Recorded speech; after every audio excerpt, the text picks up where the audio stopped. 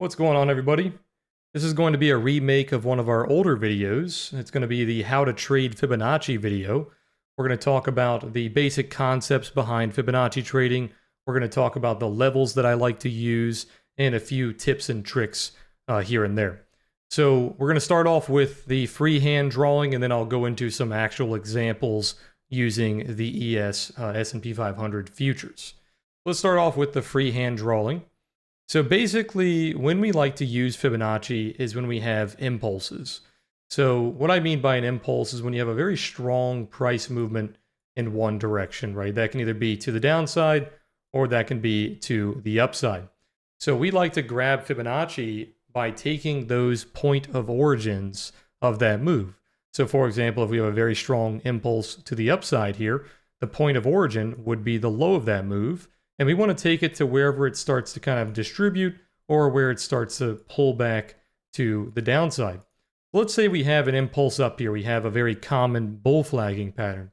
Let's say we push up and then we start to pull back a little bit. Basically, how you want to use the Fibonacci is you want to find where the bottom of that impulse is, and you want to grab your Fibonacci tool and you want to take the first point and draw it left to right. This is where a lot of people mess up with Fibonacci. You always have to draw your Fibonacci from left to right. If you do it incorrectly, the levels will not match the way they're supposed to. The way you will know that you have this correct is it should be in this formation. If you are going on a bullish impulse, the 382 should be the closest level to the high, and then it should go 50%. And then 61.8. If the 618 is above the 382, I'll show you here. Let's say I draw this from right to left. Actually, let me get rid of my old levels first so they don't overlap. If I draw this from right to left, then we can see the 618 is above the 382. So you'll know you did that incorrectly if they are not in a proper order. So let's grab our Fibonacci. Let's say we grab it from the low here to the high. So basically, how we like to use Fibonacci. Let me show you my levels really quickly before we get started. We have the 0, the 1. The negative ones are our extension levels, which we'll talk about here in a second. But before we get into the extensions, just pay attention to the regular levels. We like using the 382, the 618, and the 50. So for the regular levels, we like to see a pullback into that 382. If it holds above the 382, then that is most likely a very strong trend. That pullback is most likely going to get bought very quickly, and you are probably going to continue that trend to the upside. If it pulls back to the 50% and then it starts to bounce, that trend is still pretty strong, but it's not as strong as if it would have held above the 382. And then finally, we like to call this the buy zone. So between the 50% retracement and the 618 retracement, we like to call that the buy zone. And you can even get a smaller buy zone if you take your Fibonacci tool again and you start it from the 618 and you go up to the 50% level. And let's zoom in here. This will give you even a more exact buy zone. You don't have to do this for most of the time, but if you want like an exact level, you can have the buy zone of the buy zone. So like that right there.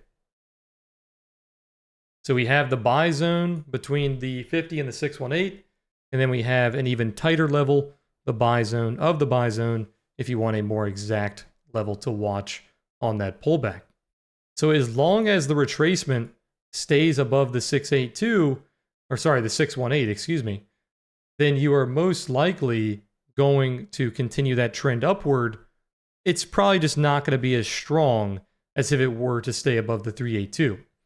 That is most likely your maximum potential for the risk reward on a buy. So if you buy around the 382, yes, you have a high likelihood of this trend continuing, but your risk to reward is not as good as if it retraced to the 618. The reason I say that is because if it retraces to the 618, let's say we buy around the middle of this buy zone here, then we know that if it starts to break that 618 and holds below it, then that trend is most likely dead. So we can have a very tight stop loss if we're buying that buy zone. So like let's say we're buying here, our stop loss can be very tight. But if we're buying the 382, if you have a very tight stop loss, then what will happen sometimes is it will hit that 50 or it will hit that buy zone. It will stop out your trade and then it will continue higher. So yes, the trend is strong and you can get some good buying opportunities off that 382. But in the case that the trend is a little bit weaker and it starts to push into that 50 or 618, you are going to get stopped out on that aggressive buy, and then it's going to most likely chop or bounce around that buy zone. But if you buy the buy zone, stop loss is very tight, your risk to reward is very high. Now let's talk about what we would target in the case of hitting the buy zone trade. So like, let's say we got that buy zone. We entered our trade around the buy zone, stop loss very tight. What are we going to target? If you're going for a very small scalp, then you can target the 382. You can just exit on that little bounce right there. But if you're going for a bigger trade and you want to see this trend continuation, then the levels that we look for are those negative levels that we talked about earlier. In order to use the tool on TradingView and have it generate these extension levels, you have to put a negative in front of them. So in this case, we like using the -1, the -1.13, the -0.13, the -0.618, and finally the -0.5. So the reason that we like to use the 0.13, we call that our fake out level. So what that means is if this trend does go for a continuation, but let's say we break out of that 0 level, that's the original high. Your original high is always going to be the 0 level, and your point of origin is always going to be the 100% retracement level, because that means you have retraced 100% of that pullback. So the original high will always be 0. The 100% will always be 1 or 100. So for that original high, we know that's the 0 level. If we break that level, but then we fail the 0.13 and go back down, that is a fake out. This zone right here is that fake out. If you think about all those moves that like to make a higher high, but then maybe they put in a bear div, or maybe they just put in a weak high there. They didn't really have a lot of buyer momentum on that break. That is basically what we're looking for. We want to see if that first break of that 0 line has a lot of momentum or not. If it has a lot of momentum, it is most likely going to break that 0.13 before pulling back. So if it breaks the 0.13, let's say it goes up here, and then it begins to stall out, and then it pulls back. That pullback is okay, because what it's doing here is you're finding a lot of buyer momentum, and you put in a higher high. Let's say we push up here. We're putting in a higher high, so this pullback here is most likely putting in a higher low. So that pullback is okay. But if you try to break the original high and then you stall early, that pullback is not okay. That is most likely a fake out. That's why we call it the fake out fib. So we want to see it break that 0.13 before pulling back. Let's say it does. Let's say it breaks the 0.13, pulls back, and we continue this trend. What are we going to target? So our targets are going to be the 50% extension. Remember, these are not retracements anymore. They are extensions. We are extending them outwards from that high. The retracement is a level that is being retraced into. It's a pullback level. These are not pullback levels. These are extension levels. So we have the 50% extension, the 618 extension, the 100% extension, the 113, so that's kind of a second fake out level, and then the 1618 for that final target. So the way that we like to look at this is we like to think about these as zones. We call these fib sell zones. So you have a fib sell zone there, You have a fib sell zone there. And then this can be an exact target, or you can just think about a small zone around that level there. So let's say we had that beautiful pullback. We had that bull flag pattern. We bought the buy zone there. We're going to look for either the original high. You can take profit there if it gives you that fake out pattern. If it doesn't give you the fake out pattern, we are looking for these Fibonacci extensions, these sell zones. Now we call them sell zones, but that mostly is for take profits. You can use them for shorting, but they are better as take profits. So that is how we trade it in a bullish formation. Let's go ahead and delete all this and talk about the same thing for a bearish formation. It is exactly the same. I'm just going to go over it here just to help you guys visualize. Let's say we have kind of a bear flag here. We're going to grab our fib. Once again, you always grab your fib left to right. It doesn't matter if you're doing it for a bear flag or a bull flag. You always grab your fib from left to right. Okay? So I didn't even mean to do that, but I accidentally drew it perfectly for a 382. So let's say we had this trade set up here where we had that bearish impulse. You bounced up. We hit the 382 here. This is that aggressive entry we were talking about. You can trade this as an aggressive entry. Just know that your stop loss is not as protected as if it was a deeper retracement, which is kind of counterintuitive because you would think because it's holding the 382, you would be safer there because the buy pressure is so strong, or in this case, the sell pressure. But it is a little counterintuitive because your stop loss is not in the best location.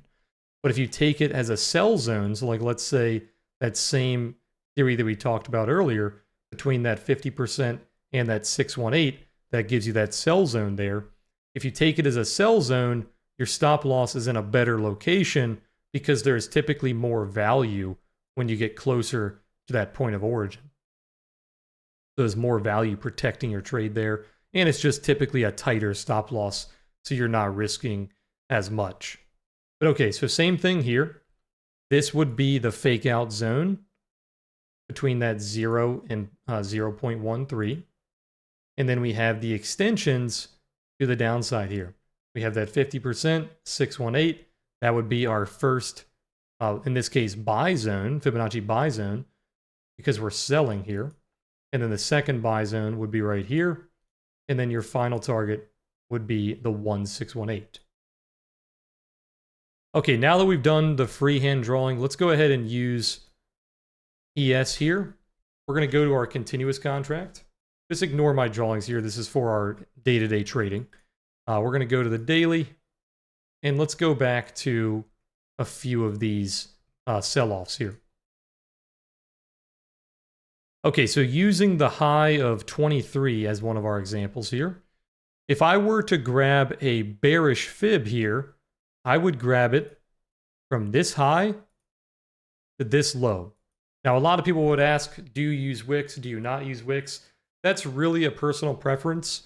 Most of the time, I do use the wick, unless it's a very large wick. Like, let's say this wick was way up here. I would probably not use that wick. I would use where most of the bodies were trading. So you kind of want to find, in this case, similar to our accumulation distribution stuff, if you guys have seen those videos, you want to see where most of that seller value, or in the case of the low, where that buyer value is. If there's an extreme wick that's breaking out of that range, most of the time you want to ignore that. In this case, the wick is very close to that range, so it's okay to use that level. Okay, so for this example, we were grabbing the high here and the low here. You can see that let me zoom in here. You can see that it tried to bounce and failed off of that 382, so that aggressive sell right there did give you a little bit of a scalp, but then it went for that sell zone. So this would have been one of those cases where the sell zone was not perfect, but it eventually started to work. So if you took this trade immediately, you would have gotten your 382 target, but if you did not take that target, then you would have gotten stopped out, and that would have been an unfortunate stop because it did end up failing that sell zone and going down to your lower targets. Now, I think there's a few better examples on the weekly. Let's go ahead and look at the weekly here.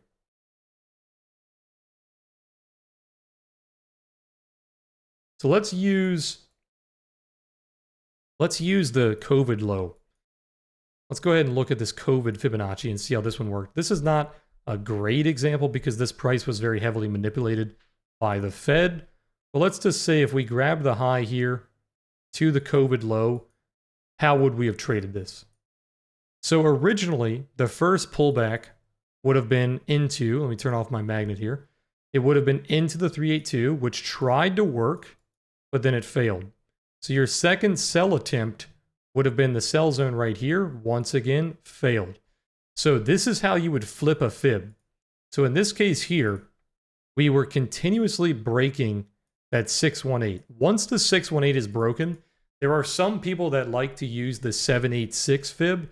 I don't like that fib. I think 618 is the lowest retracement that I like to see.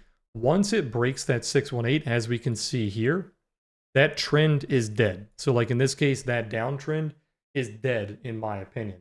So we are looking for a 100% retracement as we saw right here. So in that case there, you would have tried to short it. You might have gotten a little scalp off that 382, but if you would have tried to short it on the sell zone, it would have failed and you would have flipped into possibly being a buyer for that 100% 100% retracement back into that COVID high. So once the 618 is broken, the retracement to the 100% is very, very likely. Okay, let's go back to the daily and we'll show a few more examples on the smaller time frames here. Okay, so let's do a bullish one here. So if we were looking at the low here, we had this low back here on October 2023, and you can see where it starts to find a little bit of distribution right here. So if I were grabbing a fib, I would grab the low here, and I would draw it to where you're stalling out on that high. So this is where Fibonacci gets a little confusing because Fibonacci is very subjective. It's very up to, it's very much up to the trader, right? Where they take the levels and where they draw their lines from is very much up to their preference.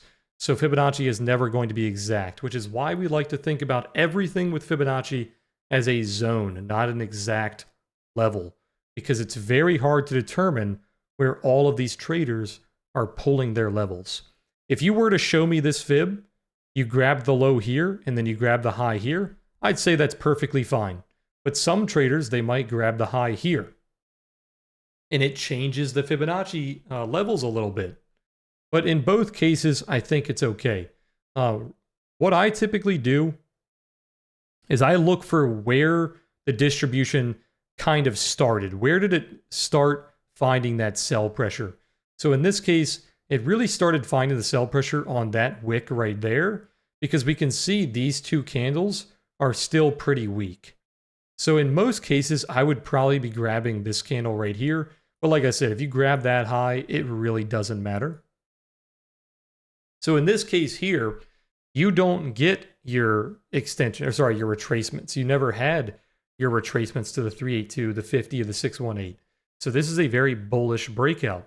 So in this case, how do you trade this?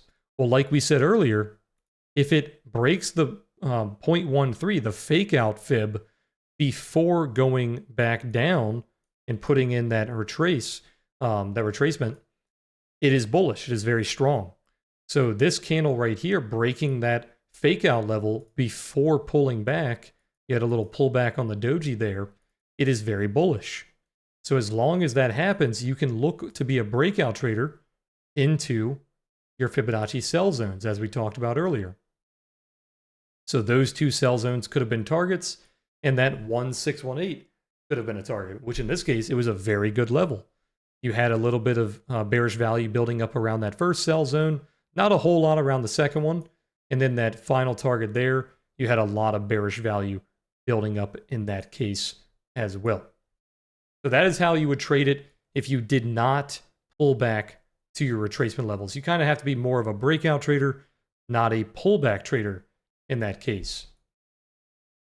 Okay, so I like these bearish impulses here. So let's talk about these. I think we used this one earlier. So let's talk about this one right here. So in this case here, I would grab the high and I would take it to the low. So once again, this is where Fibonacci traders are going to kind of pick their preference. You can take it to the low right here, or you can take it to the low right here. In both cases, you are failing the 50% and kind of where the sell zone would be. So it realistically doesn't matter too much. So either one of these lows would be perfectly fine. Let's say we were trading this in hindsight. If I put this on replay here, let's say we only saw this right here. So in this case, you would want to take it to the lowest point. But if you started drawing this fib early, let's say we only saw this low right here, then it's okay that you took it to that low because that was the low that was the lowest at the time of you drawing the level. Okay. But in hindsight, if we had that low right there, you want to take that lowest point. Okay, so let's look at this. How would we trade this? So the aggressive level, once again, would be the 382. In this case, you did not see any sell pressure on that level, so you would not have traded that, hopefully. We started to see some sell pressure on that sell zone, so we like to call that 50% in that 618, in between that area, is that sell zone. If you want to be more exact, you can do what we said earlier, and you can find the sell zone of the sell zone. So in this case, because it's a sell fib, you want to take it from left to right and make sure you're getting that sell zone properly drawn. So you'll know for a bearish sell zone that the 618 is above the 50. So that would be the sell zone of the sell zone. Okay.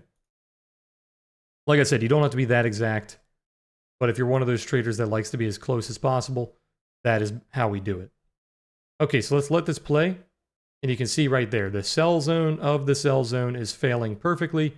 So in this case, you would have put your stop loss above the 618, wherever you see bearish value kind of protecting you. So you can see we had a couple of wicks here in this area. So you'd probably want to put your stop loss somewhere above those wicks so you know that that sell pressure, it was buy pressure, but now that it's flipped, it should be sell pressure. You know that that level is protecting you. So put your stop loss where you have value protecting you. You could look for the 382 as a scalp. So from here to here would be a small scalp, or you are looking for the bigger trade going all the way back down to the full retracement. Let's see how it played out here. So there's the full retracement. So you got your scalp into the 382. You got your full retracement. Let's see if it wants to give you the impulse down. So think about this in stages, right? This pullback would start the trade, and this would begin the retracement back to the original low. And then if we can hold below that original low, this starts a whole new stage of the trade. It starts the extension stage where you're looking for those extension levels, that new impulse. So think about this as the first impulse. This pullback here would be the retracement. This would also be considered a retracement because you're retracing back to that original low, and then you start that new impulse. So it's a secondary impulse trade.